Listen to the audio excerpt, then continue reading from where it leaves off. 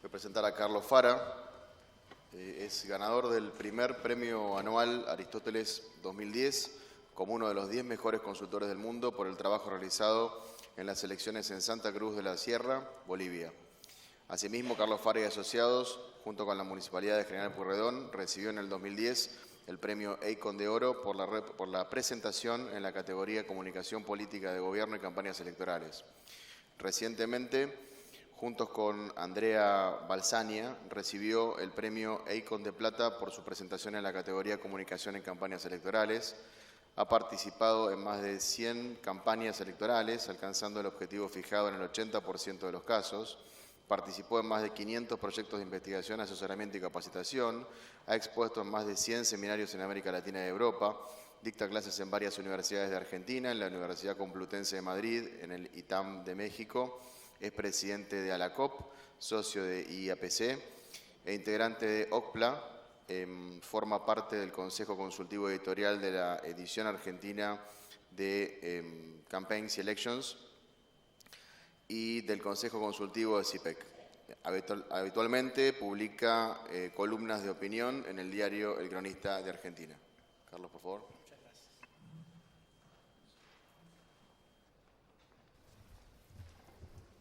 Bueno, buenas tardes. Muchas gracias, ASAP, por la invitación. Un placer estar en Mar del Plata, un placer estar en el Provincial.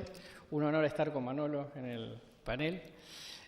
No sé si voy a responder todas las preguntas que piensa Manolo que voy a responder, pero vamos a intentar responder algunas. Pero en todo caso, digamos, la primera advertencia es una invitación, como hacía Manolo, una invitación a interpretar, digamos, un poco cuáles son las claves, más que pensar en los datos más recientes, que por otro lado estamos actualizando en estos momentos, en estas horas, a nivel nacional. De manera que lo primero que vamos a hacer es ver algunas claves para comprender el escenario, para que ustedes se puedan llevar algunos elementos con los cuales, más allá de la fotografía del día o de la semana sobre cómo esté la intención de voto, después del cierre de listas y la definición de fórmulas, etcétera, pueda uno entender, digamos, para dónde va la cuestión y cuáles son los límites que el escenario tiene. Y en segundo lugar, vamos a tratar de responder como algunos interrogantes de la coyuntura electoral, por lo menos algunos de los más comunes, de los más evidentes, de los más reclamados, y luego, digamos, a las preguntas podremos eventualmente agregar algunos más. Vamos a ver básicamente como 4 aspectos que a mí me interesan marcar sobre el escenario para que uno le preste atención a la complejidad que tiene, ¿no?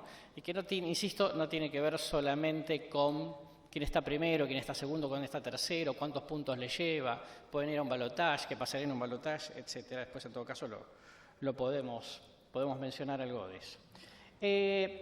Estas 3 curvas son, la curva azul es la que se refiere a la evaluación de la situación, la perspectiva positiva sobre la situación personal. La línea roja es la perspectiva positiva sobre el nivel país. En coincidencia con lo que decía Manolo, digamos, la situación personal siempre está mucho mejor evaluada que la situación país. Y la que tenemos en el medio, la línea verde, es la tendencia de la aprobación de la gestión presidencial, medida como aprobación y desaprobación. Después hay otros indicadores, pero para no complicarnos mucho con la exposición y tratar de ser lo más pedagógicos posibles, lo pusimos de esta manera. En primer lugar, digamos, el primer comentario es que, como pueden ustedes ver, y tal cual, digamos, totalmente coincidente con el análisis que hacía Manuel recién, son 3 curvas, digamos, concomitantes, ¿no? De 3 curvas que evolucionan bastante a la par, en mayor o menor medida, pero me gustaría detenerme en, digamos, al menos 2 detalles. El primero es que cuando uno mira la curva azul, digamos, la de optimismo, y ve para atrás todo el periodo de gobierno de Cristina, ¿no?, con el puntero, está en una de las cimas, ¿no?, básicamente, con subidas y bajadas, pero está en una de las cimas, ¿no? Esto significa, digamos, que estamos llegando al momento de la definición de candidaturas y al momento de la decisión del voto con una sociedad que está bastante optimista sobre su situación personal o una de las más optimistas en los últimos 8 años, y diría muy semejante a la que teníamos en la coyuntura de 2011 cuando Cristina sacó el 54%. Luego, el segundo dato es que también, digamos, la perspectiva país ha mejorado en los últimos 3 o 4 meses, básicamente a la salida del verano, digamos, pese a el tema Nisman, etcétera. Luego de tener, digamos, como una especie de meseta durante buena parte del año pasado y obviamente el año 2013, fuera de los picos en los cuales por ahí sube la perspectiva país por algunos de los problemas de salud que tuvo la presidenta, pero claramente, digamos, se pone en una situación muy bastante más positiva, diría yo, de perspectiva respecto al país, comparado con cualquier, digamos, momento de por lo menos del último año y medio. Y por el otro lado, como ven, digamos, la aprobación de gestión, que había tenido, digamos, una pequeña baja durante el verano luego del caso Nisman, está, digamos, en uno de sus puntos más altos, yo diría, de todo este segundo periodo de Cristina, con un 52% de aprobación. Es decir, que llegamos a la elección con una sociedad optimista, ¿no?, de los puntos más optimistas sobre su futuro personal, bastante más optimista sobre el futuro del país que lo que tenía por lo menos en los últimos 2 años, y con una aprobación de gestión de la presidenta que claramente se ha recuperado.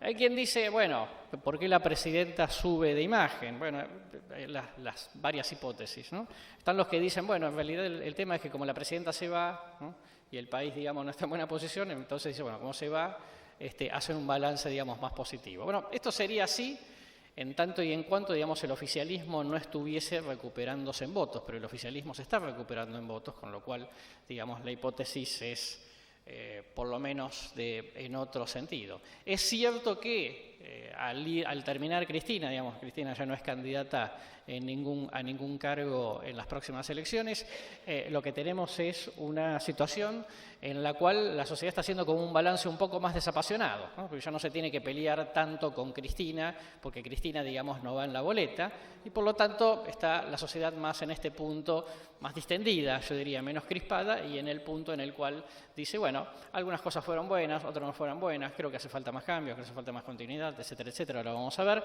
pero en todo caso, digamos, ya no existe ese clima tan tenso, digamos, de tanta crispación como existió en otros momentos, y vamos a charlar sobre eso luego. Entonces, este es el primer punto, digamos, estamos una sociedad que está en estos últimos 4 meses ha pegado un viraje y que está en una situación distinta a la que estaba hasta fines del año pasado. El segundo punto es, bueno, la discusión sobre el cambio, ¿no? Acá nosotros venimos utilizando ya en los últimos 2 años esta pregunta, digamos, en donde preguntamos respecto de cuánto cambio la gente quiere respecto a lo que está haciendo Cristina. No si quiere cambios, ¿no? Porque si uno preguntara si quiere cambios, seguramente el 95% de la gente diría que quiere algo que cambiar, aunque más no sea los propios votantes del oficialismo que dicen, bueno, hay que mejorar la seguridad, o tiene que haber menos inflación, digamos, ¿no?, o una serie de cuestiones, pero la verdad es que eso no nos mediría cuando uno pide hace falta cambio, pues es una pregunta absolutamente genérica. Acá la discusión es cuánto cambio quiere la gente respecto al parámetro central del escenario político, que es qué está haciendo la presidenta. Y en ese punto tenemos una línea que ustedes ven en azul oscuro por abajo, que es hacer lo mismo que la presidenta, que está siempre bastante estable en esos 8 o 9 puntos. Una línea roja, que es mantener la mayoría y cambiar algunas cosas, vamos a decir así un poco la tesis Scioli, ¿no?, hay que continuidad con algunos cambios. Una línea violeta, ¿no?, que está cayendo en los últimos 2 meses, que está en su punto más bajo de los últimos 2 años, que es hacer algo totalmente distinto, sería, digamos, la hipótesis del cambio más profundo. Y la línea verde, que es la que siempre ha estado arriba, aunque ha tenido una caída también en los últimos 2 meses, que es mantener algunas cosas y cambiar la mayoría, que sería, en principio, lo que de alguna manera trató de transmitir Massa en la elección de 2013 y, bueno, los resultados electorales que lo acompañaron. Si uno, digamos, se fija en esto, tiene, digamos, un extremo del que dice hay que hacer exactamente lo mismo, si no tocar nada es obviamente poca gente, porque hay, como decíamos, agenda pendiente que el propio votante del oficialismo coincide y que, por supuesto, lo que tiene es expectativa en que, en este caso, Scioli candidato, Scioli presidente, lo pueda resolver. Pero fíjense cómo se están juntando más que nunca, ¿no?, las dos del cambio del medio, por así decirlo, ¿no? Los que dicen, bueno, un poco más de continuidad con cambio, y los otros que dicen, bueno, un poco más de cambio que continuidad, pero, digamos, están como plegándose. Cuando uno junta, por así decirlo, digamos, las dos líneas de tendencia de cambio, las que son más de cambio, las que son más de continuidad, se encuentra con este panorama, en donde durante mucho tiempo tuvimos básicamente un escenario de 65-35, ¿sí? 2 tercios que quieren cambio, 1 tercio que quiere más continuidad, y eso se ha ido achicando, ¿no?, en los últimos 2 o 3 meses, y ahora estamos en un 57-42, 57-43, ¿no? Esta es una clave muy importante, porque cuando uno miraba el escenario en el 65-35, un poco la pregunta era, bueno, entonces, ¿qué opositor va a ganar la elección? En primera vuelta, en segunda vuelta, ganará Massa, ganará Macri, digamos, pero la pregunta estaba un poco más puesta ahí, y obviamente esa pregunta ha cambiado, ¿no? La pregunta está alrededor de, ¿realmente Scioli, digamos, el gobierno, el kirchnerismo, tiene posibilidades de ganar esta elección? Y yo diría, acá tenemos un parámetro muy importante de cambio, de modificación de tendencia en ese sentido, que nos abre, digamos, algunas perspectivas distintas, y yo diría un poco inédito, si se quiere, por lo menos del 83 para acá, en el sentido de que los otros procesos de cambio, el año 89, el año 99, obviamente, digamos, después de la salida de la Rúa, eran, digamos, como cambios cantados. Es decir, bastante tiempo antes, digamos, la sociedad había expresado que quería un cambio y esa situación finalmente no se terminó modificando, ¿no? Acá vamos a decir así, que entre la situación de 2009 y 2013, en donde el gobierno no es que pierde la elección, pero obviamente tiene deterioros electorales importantes, parece, digamos, en el 2011 ya logró dar vuelta a la situación, y acá estamos teniendo una situación, por lo menos, particular.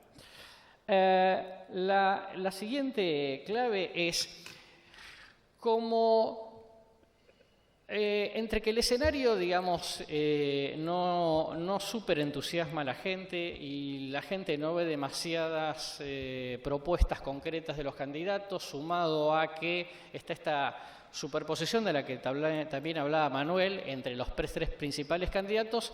Entonces, el punto es, ok, no por ahí, digamos, quién quiero que gane está como muy similar a la intención de voto, pero acá hay un elemento muy importante que es, bueno, entonces, ¿quién no quiero que gane? Porque muchas elecciones en el mundo, en los últimos años, se están resolviendo por el menos malo. Es decir, no sé si fulano me gusta mucho, pero digamos, tengo claro quién no quiero que gane. Un poco, digamos, al estilo de lo que pasó en el 2003, en donde en el balotaje era claro que finalmente, digamos, Menem se baja, porque la posibilidad, digamos, de perder estrepitosamente era muy concreta frente a Kirchner, que era la opción, era cualquier cosa menos Menem. Y acá entonces, cuando uno hace la pregunta, lo interesante de la tendencia es que uno dice, bueno, 12%, ¿no?, aunque esto se fue cayendo un poco, no dice nadie, ¿no? La línea azul, que es la línea de Massa, que estaba en 13, fue creciendo, se estabilizó más o menos en 22. Está claro, digamos, el candidato sí está tercero, pero genera, digamos, también menos rechazos en ese punto, o menos temores, si ustedes quieren. La línea roja, que es la línea de Scioli, que arrancó ahí en 35-37, digamos, bastante cercano a lo que tenía la línea verde, que es la línea de Macri, se cayó, ¿no? Se cayó con esta mejora de la imagen del gobierno y ahora está en 32. Y la línea verde, que es la de Macri, que llega hasta marzo con la convención radical en 35, teniendo más nivel de temor, generando más nivel de temor de lo que generaba Massa dentro del plano de la oposición, fue creciendo, llegó a 42, bajó un poco a 39, pero evidentemente, digamos, en la tendencia más de largo plazo es el más rechazado de los 3, es el que genera más temores. ¿Okay? Vamos a ver un dato adicional a esta cuestión. Y la pregunta es, bueno, ¿cómo estaría la situación del país si gana la presidencia los 3 principales? Acá tenemos, en términos positivos, la Macri con, digamos, Scioli, con 40 y pico por ciento, 45, 47%, con una negativa más o menos estable en 25 y se fue cayendo ese regular en amarillo hasta, arrancó en 33 a principio de año, hoy está, digamos, en 24 puntos. Pero fíjense, digamos, es 45 de positivo, 25 de negativo. Cuando uno va a ver qué pasa con Macri, se ve, digamos, que su negativo ha ido oscilando, pero básicamente, digamos, anda en 35, más o menos empatado con el nivel de los que ven positivo. Pero ¿esto qué significa? Tiene un positivo bastante por debajo de Scioli y tiene un negativo, genera más temores, un poco por encima de lo que genera Scioli. Y finalmente, digamos, Massa, que en suma tuvo, digamos, un largo periodo de positivo, obviamente al deteriorarse sus posibilidades electorales también se fue deteriorando y obviamente creció el negativo.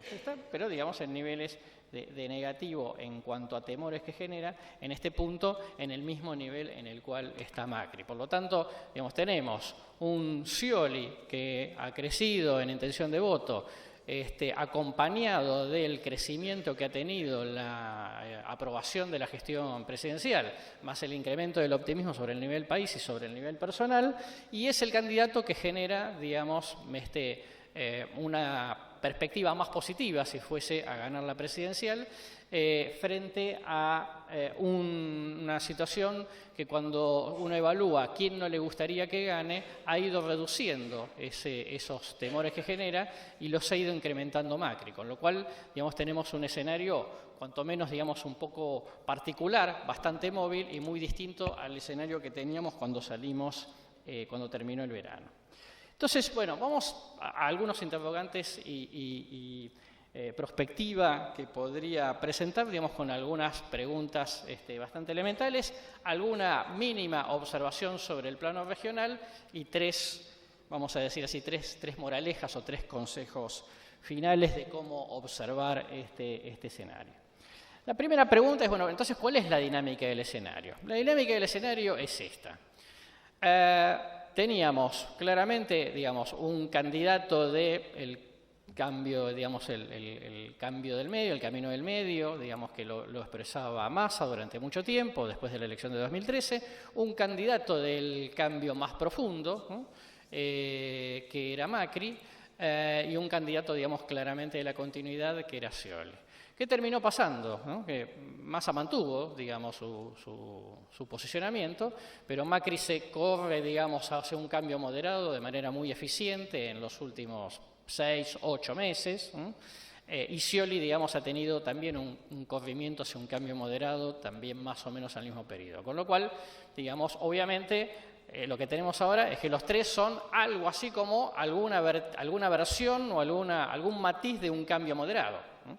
Entonces, cuando los tres son el cambio moderado, entonces ya digamos, nadie es el cambio moderado al mismo tiempo, por así decirlo, y cuando los tres son el cambio moderado, entonces ya el tema no es el cambio moderado, ¿no? Esta es la dinámica que estamos teniendo, ¿no?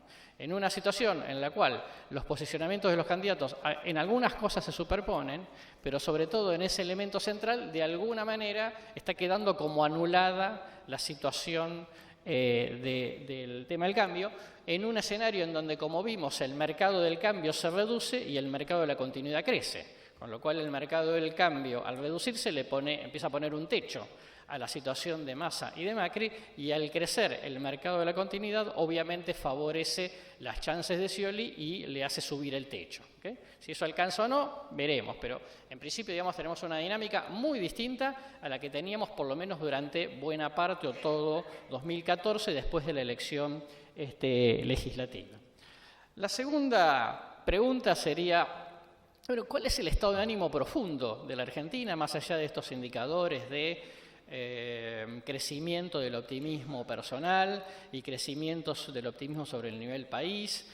y estas observaciones muy correctas que hacía Manuel sobre cuánto preocupa, digamos, profundamente los temas, cuánto preocupa inseguridad, cuando en realidad, digamos, si la gente piensa que nadie va a poder resolver el tema de inseguridad, entonces sí es alto, pero, digamos, no tiene un costo para el candidato oficialista, o el tema inflación, ¿no? Si la inflación existe, sí, pero si es estable y más o menos me van aumentando los sueldos en función de con los convenios en función de el deterioro de inflación, más o menos voy tirando para adelante, y si uno tenía una perspectiva bastante negativa en un momento y esa perspectiva mejora porque la situación simplemente se volvió más estable, entonces ahí puede haber, digamos, como una especie de rebote de optimismo, precisamente porque parece que no era tan grave, digamos que es algo de lo que pone, digamos, en debate el gobierno nacional.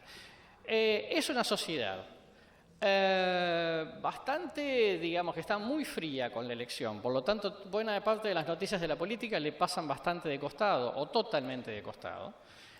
Cuando uno dice, bueno, pero ¿y cuánto influye que se fue fulano de Massa para irse con el Frente para la Victoria o para irse con Macri? ¿Cuánto influye lo de Zanini? ¿Cuánto influye la definición de la fórmula? La verdad es que poco y nada.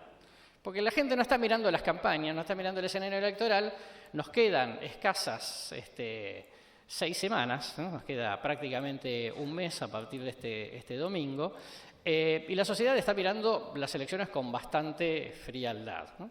Es más, digamos, como también no parecen haber como grandes novedades, digamos, que lo muevan a mirar de otra manera el escenario, por lo tanto, digamos, y la nave va, o sea, va corriendo, ¿no? Es una sociedad que está bastante carente de sueños o de utopías. Es una sociedad, digamos, del futuro cotidiano muy concreto, ¿no? Es una sociedad, digamos, como de una especie de presente continuo, no es una sociedad que proyecta mucho más para adelante. Estoy bien y vamos a ver qué pasa. Es una sociedad que durante los 12 años del kirchnerismo, estuvo muy obligado a involucrarse en debates profundos, ¿no? La crisis del campo, la ley de medios, el grado de confrontación que presentó la presidenta en muchos momentos, algunos momentos de crisis económica, las cuestiones de la justicia, el tema Nisman.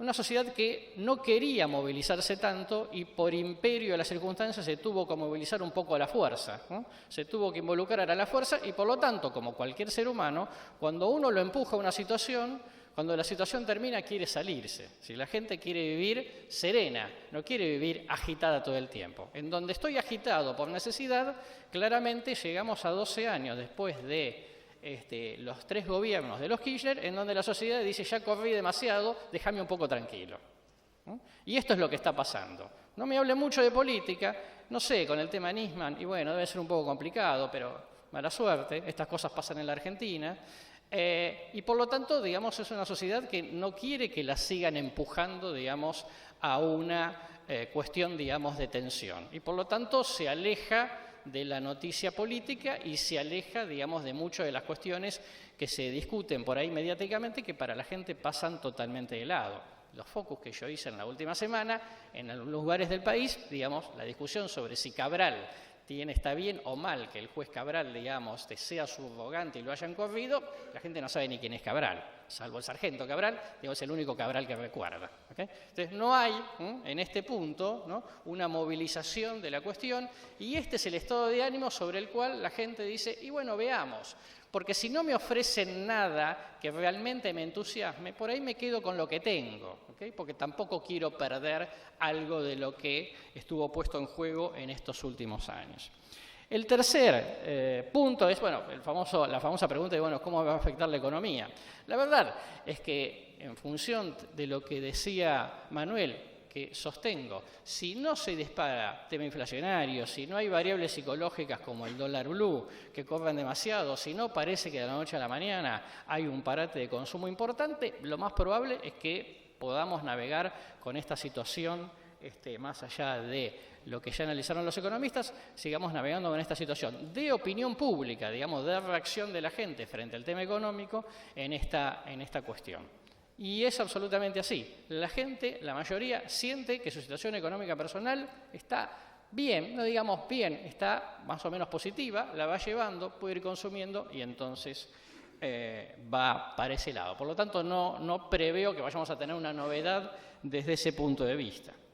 La cuarta cuestión es, bueno, cómo influyen cuestiones de coyuntura, Nisman, Cabral, el tema de la justicia, etcétera, etcétera. Yo diría que muy poco, ¿no? Poco o nada. Para los que realmente les molesta mucho alguna de las cuestiones institucionales, las cuestiones republicanas, las cuestiones de los hechos de corrupción, etcétera, ese voto ya está fuera del gobierno, ¿okay?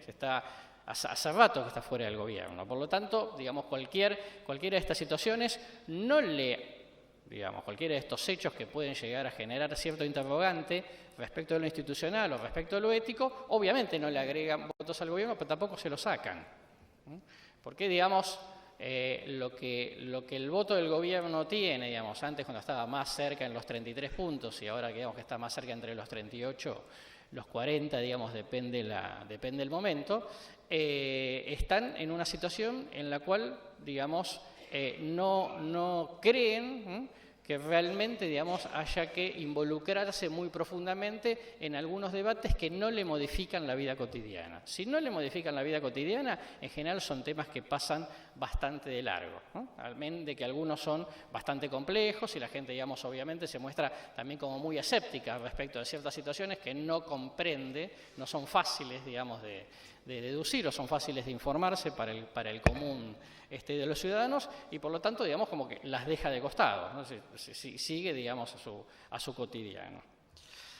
La quinta pregunta es si habrá balotaje. Nunca tuvimos. En buena parte de los países de América Latina, digamos, están acostumbrados al balotaje, ¿no? Brasil está acostumbrado al balotaje, ¿no? Chile está acostumbrado al balotaje. En la Argentina nunca lo tuvimos. La única vez que lo íbamos a tener, finalmente no se produjo. Yo tengo sobre esto, digamos, una interpretación un poco particular. La primera, que creo que el argentino es miedoso del balotaje, ¿no? Me parece que es miedoso de la segunda vuelta. Me parece que es, básicamente, no en términos ideológicos, digo, como actitud, un tanto conservador. Diciendo, bueno, a ver, definamos el partido en 90 minutos, no vayamos a correr, digamos, 30 más, ni vayamos a penales, no sé qué va a pasar, ¿no? Uno diría, la elección termina muy disputada, muy insegura el 25 de octubre, hay 4 semanas hasta la segunda vuelta, y me gustaría preguntarle a Piñanelli cuánto va a valer el dólar en esas 4 semanas, ¿no? Si van a haber suficientes dólares para que la gente compre, o suficientes pesos para que la gente se cubra, digamos, frente a este tipo de incertidumbre. Me da la impresión de que el argentino no está para eso, me da la impresión. Por lo tanto, yo durante mucho tiempo, cuando esto venía de cambio y entonces lo más probable es que ganara un opositor más que un candidato oficialista, pensaba que efectivamente la sociedad iba a tomar las PASO como primera vuelta y la primera vuelta como segunda, y efectivamente definir ahí, digamos, cómo se terminaba de polarizar efectivamente entre dos candidatos en un escenario, digamos, donde el mercado del cambio era mayor que el que es ahora, a favor de un candidato opositor. Ahora, digamos, en donde esta situación se ha equiparado, tenemos algunos matices o algunas cosas un poco complejas de poder describir, pero en todo caso, los números dicen que iríamos a balotaje. Sinceramente, si me preguntan por olfato, por tratar de analizar la matriz cultural, etcétera, sinceramente creo que no. Me parece que lo van a querer terminar en los 90 minutos el partido, que no van a querer ir al alargue de la segunda vuelta. ¿Por qué? Aunque más no sea, bueno, ¿quién sacó ventaja en las PASO? Fulano. Bueno, ya está. Démosle el poder y listo, porque este tema de andar tirando con la moneda en el aire a ver qué me pasa a mí con la economía, etcétera, etcétera, no vaya a hacer que se arme un lío excepcional, no lo podamos manejar y peor remedio que la enfermedad. Entonces empecemos a dar por visto bueno, digamos, que si uno aparece con diferencia apreciable, va a ser difícil que después la sociedad, digamos, pueda hacer un cambio respecto a eso, me da la impresión. Aunque hay algunas cosas que es cierto que en esta elección probablemente gane quien gane, la presidencial van a ser algunos cambios importantes sobre reglas que aparentemente estaban talladas en piedra, ¿no? Como que nunca un gobernador de la provincia de Buenos Aires iba a poder ganar la presidencial, nunca un vicepresidente iba a poder ganar la presidencial. parece que eso tiene alguna posibilidad, ¿no? Parece que alguien que no sea PJ o radicalismo podría ganar presidencial, parece que eso también, digamos, esa ley se puede romper, con lo cual, digo, no lo doy por seguro, me da como la impresión de que si alguien toma ventaja, probablemente el balotaje, una vez más, no se produzca. Bien, una pregunta que todo el mundo se hace en los últimos tiempos, ¿cómo hizo para no ser Pato Rengo, ¿no? Porque, bueno, es como una especie de regla que los últimos 2 años, cuando ya, digamos, se va extinguiendo el poder de un presidente que no puede ser reelegido, esto se va desdibujando. Y yo diría que acá hay por ahí 4 o 5 factores, ¿no? Y algunos de esos factores son nuevos. Hay un primer factor obvio, digamos, la presidenta tiene un liderazgo, una habilidad política, digamos, una capacidad de conducción que hace que, digamos, pueda ordenar su espacio político, su gobierno, a su imagen y semejanza, a su medida, digamos, a su gusto y placer. Eso, obviamente, digamos, nadie pasa esta situación, digamos, si no tiene habilidad política suficiente para esto. Pero el otro tema es que la Argentina tiene, por primera vez en su historia, la mayor concentración de recursos fiscales en el Estado Nacional. ¿Okay? 70%, si no me equivoco. Nunca hubo tantos, tanto porcentaje del PBI en mano del Estado y nunca hubo tanta concentración de recursos en el Estado Nacional. 2 elementos para una tormenta perfecta, para pensar que algún gobernador de La Rioja o algún gobernador de Santa Cruz sin mucho dinero pudiese enfrentarse al poder central proponiéndose para presidente, parecería hoy muy raro. ¿Okay? Entonces estamos teniendo un elemento estructural por el cual los 3 presidenciables son 3 personas que están en el área metropolitana, 3 personas que son de esta democracia, 3 personas que, digamos, por lo menos 2 de ellas no se criaron en la política como actividad principal, por lo menos, digo, quizás las 2 que más posibilidades tienen, Scioli y Macri. Y tenemos, digamos, además, 3 personas que creen profundamente, creen mucho menos en la territorialidad y creen mucho en la política, los medios, el marketing, la política de opinión pública, los fenómenos de opinión pública, etcétera, etcétera. Entonces, estamos en una situación muy distinta. La presidenta sabe aplicar, digamos, los mecanismos de control para los ordenamientos políticos y también, digamos, no tenemos los líderes políticos en el interior que hubo en los 80 o en los 90, digamos, al momento en el cual se arma la Liga de Gobernadores, cuando cae de la Rúa, digamos, y Duhalde es presidente, en toda esa transición, que tenían, digamos, una cierta voz y voto importante. Eso no sucede. Esto hace que al lograr la presidenta un buen nivel de control sobre su propio espacio político, vamos a decir así, se realimenta el mito de la conducción, ¿no? Como pasa en todo fenómeno político, ¿no? Si alguien dice, fulano es invencible, y en algún momento parece que se va a caer y se recupera y dice, es la verdad, es invencible. Pasa en todos los proyectos políticos, digamos, no solamente en este. Y me parece que además parte del tema del Pato Rengo tiene que ver con que la sociedad en este tema de que crece la continuidad y baja el cambio, no termina de ver en la oposición propuestas, no digo propuestas concretas, digo propuestas, digamos así, con cosmovisiones, ¿no? Atractivas, ¿no? Como para efectivamente entusiasmarse con esa cuestión. Básicamente lo que sigue existiendo en la Argentina desde ese punto de vista, más allá del poder real político, el poder formal, el poder material que tiene la presidencia de la Nación en esta etapa de la Argentina, además, a mi juicio, ¿no? Yo creo que sigue existiendo un solo relato en la cabeza de la opinión pública, que es el relato del gobierno. Y la oposición comenta el relato del gobierno. ¿Okay? Entonces, como no hay relato alternativo, entonces tenemos un escenario desequilibrado en donde Cristina habla, impone agenda, ¿no? Y marca el ritmo de su propia fuerza y del resto de la política en Argentina, digamos, sin que el resto pueda tener no solamente, digamos, las capacidades políticas, simbólicas, materiales, pero sobre todo, digamos, esta capacidad de expresar algo de la opinión pública para ponerla en los parámetros en lo que a la presidenta particularmente le conviene. Y por lo tanto, digamos, ahí esto nos lleva a una pregunta más, que bueno, ¿es continuidad-cambio el gran eje? Bueno, cuando parecía que alguien quería hacer cambio y alguien quería hacer continuidad, digamos, más o menos como en blanco y negro, está todo bien.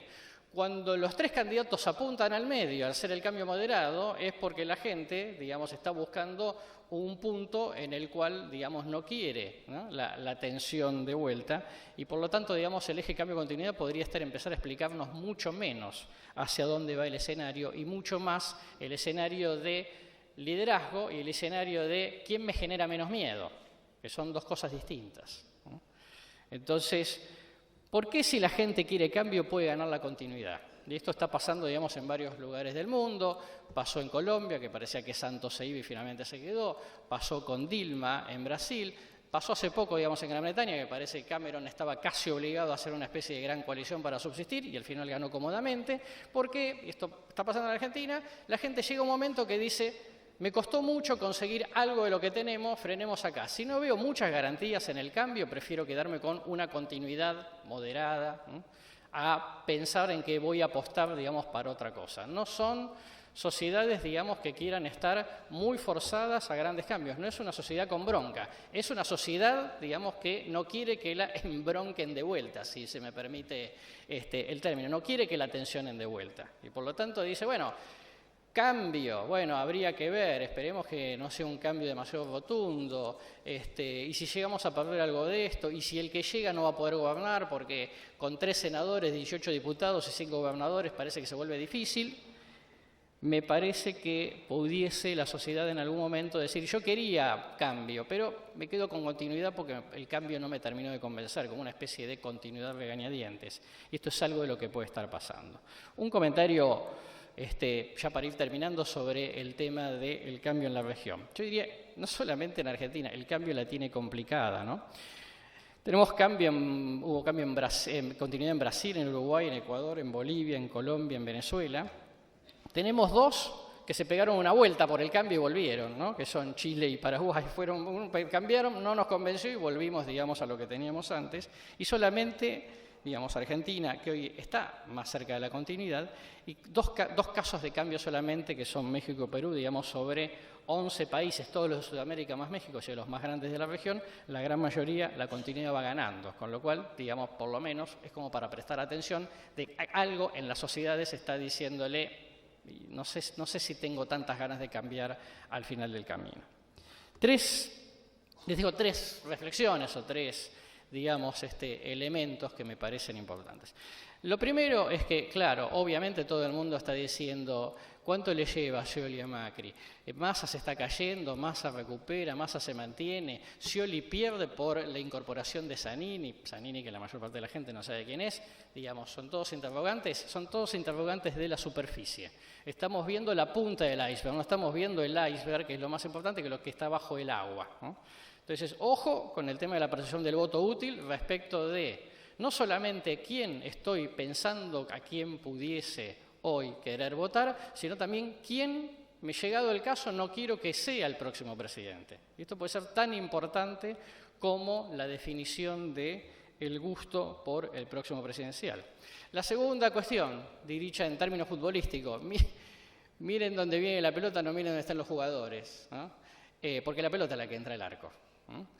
Entonces, digo, miren las tendencias de opinión pública, no la intención de voto, porque la intención de voto, digamos, puede variar, puede modificarse. De hecho, se ha modificado hace 6 meses el próximo presidente era Massa, hace 4 meses el próximo presidente podía ser Macri y el próximo presidente puede ser Scioli. Lo cual está claro, digamos, que la moneda está en el aire y es un poco más complejo de lo que, bueno, por lo menos a los consultores nos gustaría y nos complica la vida. Y la última es, al final nunca sucedió lo que no quería la mayoría, ¿okay? En el 89 querían cambio, en el 95 querían continuidad, en el 99 querían cambio, ¿no? En el 2001 obviamente, digamos, era el cambio, en el 2007 y el 2011 no hubo ninguna duda, digamos, de que la mayoría quería una continuidad, independientemente de los matices que todo eso pudiese querer, y esta vuelta parece que quieren cambio, ¿no?, pero los instrumentos de cambio no terminan de convencer y por lo tanto la moneda está en el aire y es probable que, aún queriendo cambio, puedan votar continuidad. Muchas gracias.